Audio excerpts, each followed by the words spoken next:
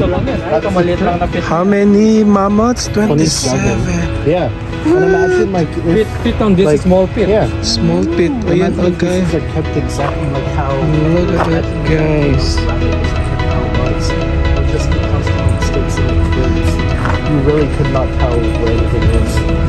Our professor is here. Yeah, like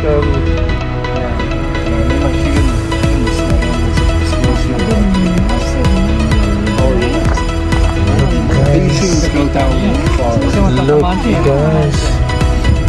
35 feet. Find out here. May one more kung dito. And these are the things. Pit 9, Labra.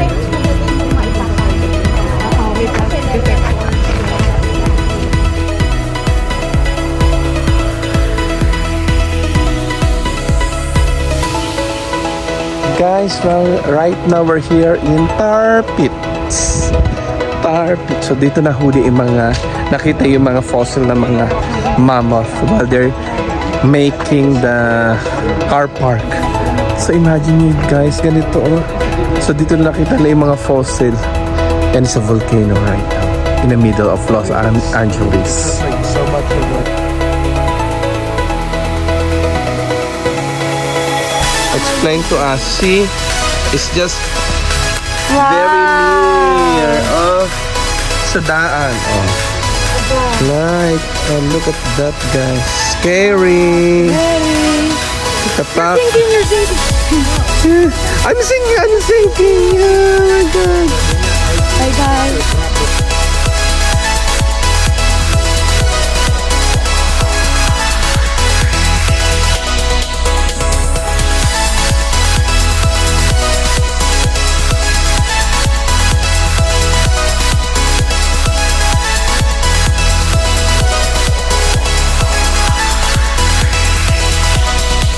Guys, that's what happened, you know. Dahil nga na-trap yung mga animals sa art, hindi na sila makalis. And then na sila namatay. Hanggang naging fossil na lang sila. Ganon ang kanilang buhay. Kawawa naman. Ay, kawawa naman si Tit. Shout out. Ayun guys. Eto, naglalakad kami ngayon papuntang Lakma. Ang taba-taba ako na talaga, guys. Para na akong mamot. What do you think? Para na akong mamot, ano? Ay, hindi.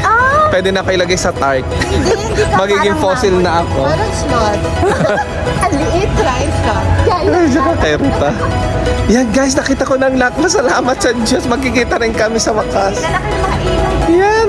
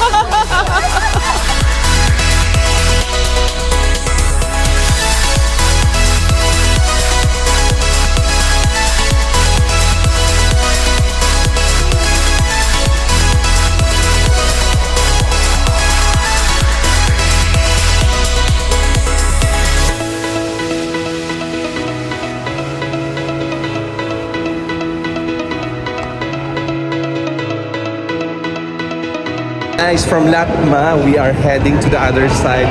But we're here in the new metro station here in Los Angeles. Look at that, guys. We're going down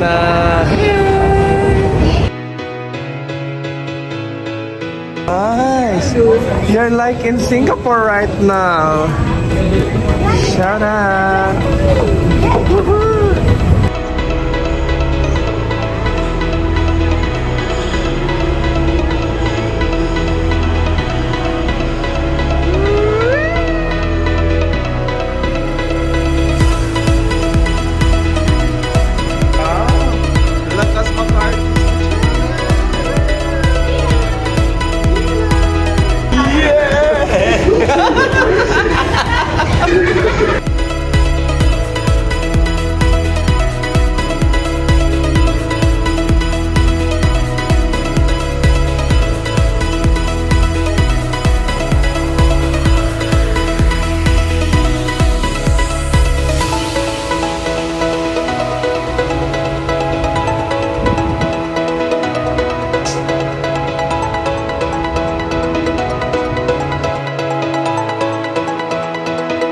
Mama!